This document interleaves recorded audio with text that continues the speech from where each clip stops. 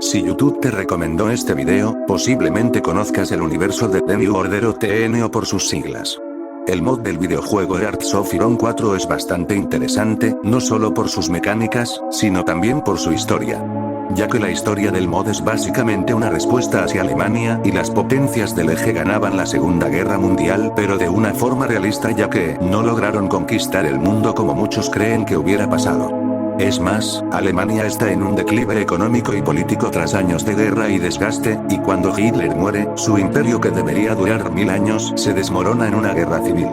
Pero no venimos a hablar de los temas de mayor interés de la comunidad de TN o como la ya mencionada guerra civil alemana o algún unificador ruso, sino que hoy vengo a hablarles sobre un pequeño país centroamericano que tiene una historia que se puede aprovechar muy bien.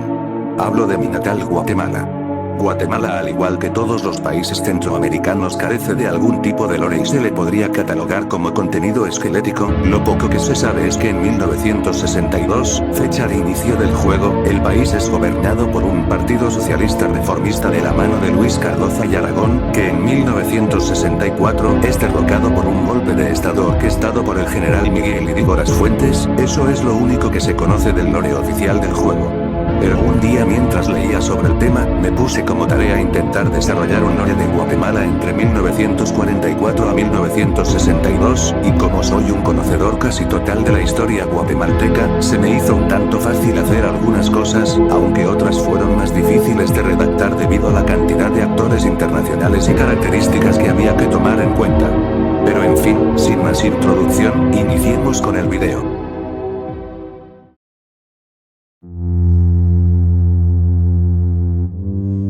Para entender cómo hubiera sido Guatemala en TNO, primero debemos remontarnos años atrás.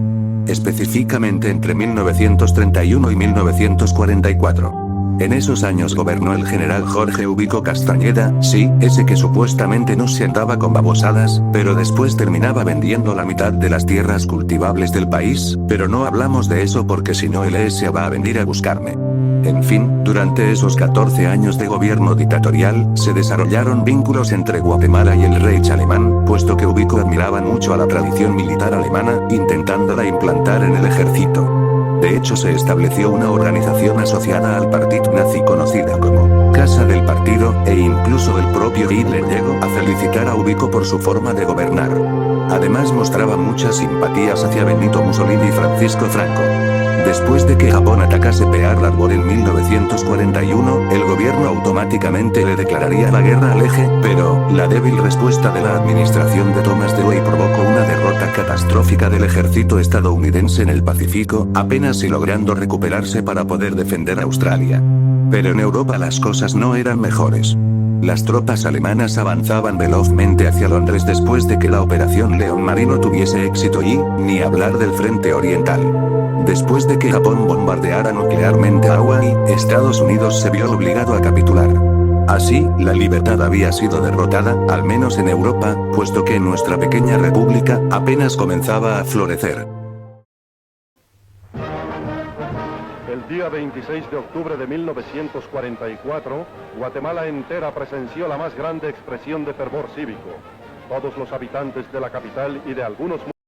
En la capital, en la madrugada del 20 de octubre, se empezaron a escuchar detonaciones alrededor de los 3 fuertes militares de la ciudad de Guatemala, pero no se trataba de una invasión alemana ni mucho menos, era el ejército, los estudiantes, obreros y campesinos quienes liderados por Jacobo Arbenz Guzmán, Francisco Javier Arana y Jorge Toriello tomaron el fuerte militar de la Guardia de Honor y los tanques que ahí se encontraban. Después de una cruel batalla por la ciudad capital, finalmente, el sucesor de Ubico, el general Ponce Baides, renunciaría y se entregaría a las fuerzas revolucionarias, y se organizaron las primeras elecciones democráticas. Así, mientras la Unión Soviética era disuelta en distintos estados caudillos, en Guatemala se celebraba el ascenso de Juan José Arévalo Bermejo como primer presidente electo democráticamente en la historia del país. El período de Arévalo no cambiaría mucho al de nuestra realidad, lo único que sí podría cambiar es que nos sucedieran casi 30 golpes de estado para derrocar a Arévalo. Aunque sospecho que Arévalo se uniría a la OFN como miembro o observador, aunque en el juego eso no es posible, así que esto quedará como una mera curiosidad.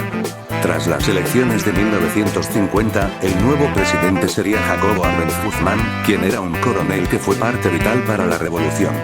Tras su ascenso, inició con sus nuevas políticas nacionalistas, entre las cuales se encontraba el Decreto 900, o Ley de Reforma Agraria. Esta ley ordenaba la expropiación de tierras ociosas de latifundios mayores a 600 acres para su redistribución entre los campesinos sin tierra, ofreciendo compensaciones basadas en el valor fiscal declarado por los propietarios. Debido a la derrota de los aliados en la Segunda Guerra Mundial y la subsecuente crisis institucional en los Estados Unidos, la administración de Thomas Dewey se vio sumida en una política de desmilitarización y un repliegue diplomático forzado. Cuando la United Fruit Company envió cables a Washington solicitando el derrocamiento de Arbenz, el gobierno estadounidense de Eisenhower, debilitado y temeroso de abrir nuevos frentes de conflicto mientras lidiaba con las reparaciones de guerra y la amenaza del eje, declinó intervenir. Washington justificó su inacción describiendo a Guatemala como un aliado democrático valioso, dejando a la corporación bananera sin su protector tradicional.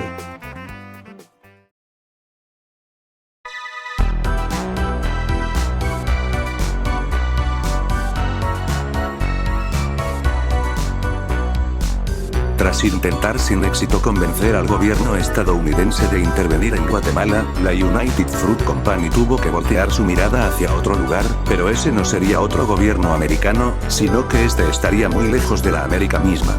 Hablo del Imperio del Japón. Los funcionarios de la UFC o se reunirían con espías japoneses para así llegar a una especie de negociación. La United Fruit pedía que se le devolviesen sus plantaciones en Filipinas y Hawái, además de ayudarlos a derrocar al gobierno de Jacobo Arbenz, y a cambio Guatemala podría volverse un enclave estratégico para Japón en la región. Aunque inicialmente parecía ser una buena oferta, los japoneses declinaron pensando que se trataba de una operación de contrainteligencia por parte de los estadounidenses, dejando a la United Fruit sola para intentar afrontar sus problemas sola. Ahora derrocar a Arbenz sería un desafío significativo, puesto que no cuentan con apoyo de ningún país, y además, gracias al Tratado de Río de 1947, las armas estadounidenses empezaron a llegar a manos de los ejércitos latinoamericanos, entre ellos, Guatemala. Su única solución fue entrenar secretamente a un pequeño ejército de poco más de 500 hombres liderados por Carlos Castillo Armas para entrar al país y deponer a Jacobo Arbenz. El plan consistía en enfrentarse en la frontera con Honduras para así causar un incidente internacional. Las tropas liberacionistas entraron a Chiquimula el 23 de abril de 1954, pero las tropas guatemaltecas simplemente retrocedieron hacia dentro del territorio. Inicialmente Castillo Armas pensó que se trataba de una victoria en la guerra psicológica, pero después de entrar en el municipio de Gualán, se dieron cuenta que no fue así. El ejército los rodeó en Gualán y Puerto Barrios, y en apenas una semana, el intento de contrarrevolución había sido sofocado. Así, la United Fruit no tendría más remedio que explotar a los demás países que aún estaban bajo sus tentáculos.